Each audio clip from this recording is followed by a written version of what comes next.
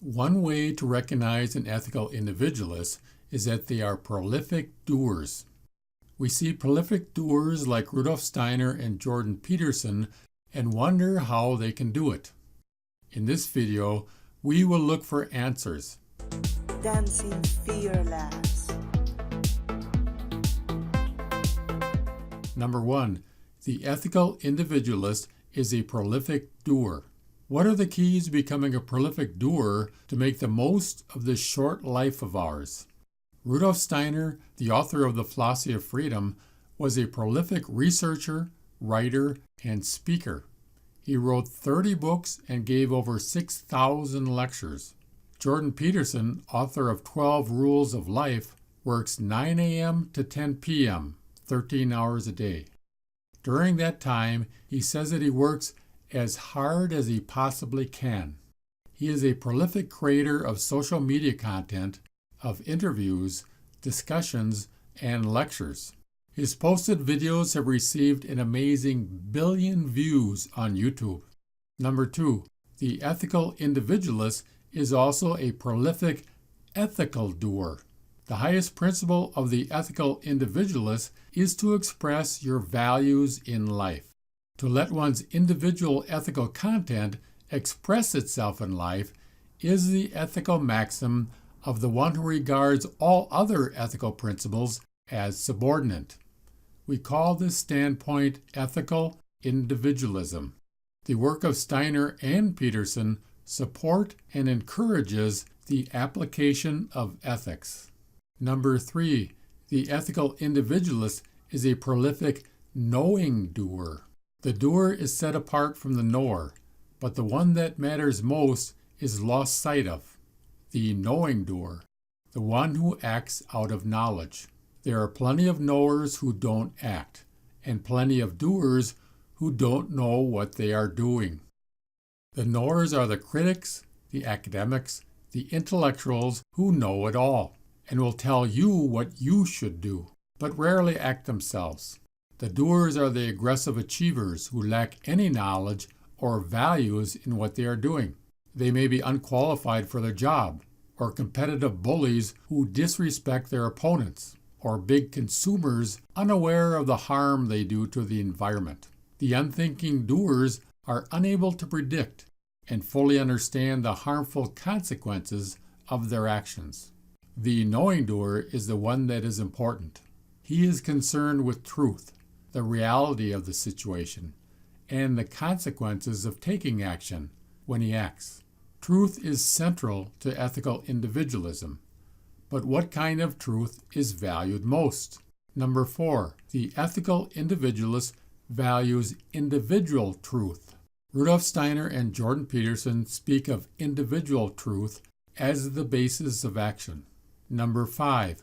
Individual truth is inner truth that arises from within the individual. Truth, too, will be sought in our age only in the depths of human nature.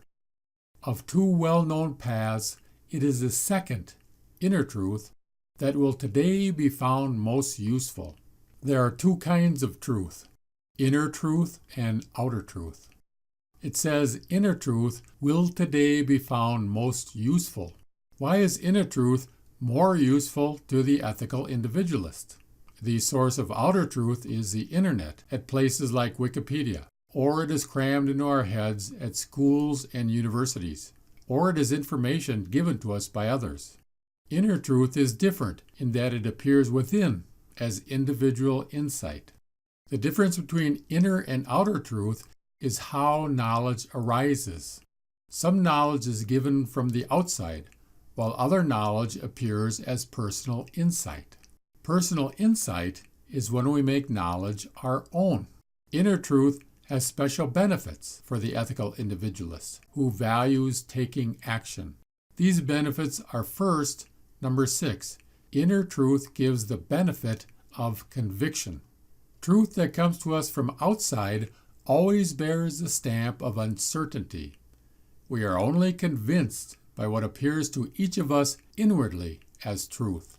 The hero in many stories is the individualist with inner conviction and creativity who was able to defeat an army of robotic followers who are programmed to obey by their leaders. The second benefit is number 7. Inner truth gives the benefit of empowerment. Only truth can give us assurance in developing our individual powers. Whoever is tormented by doubts finds his powers weakened.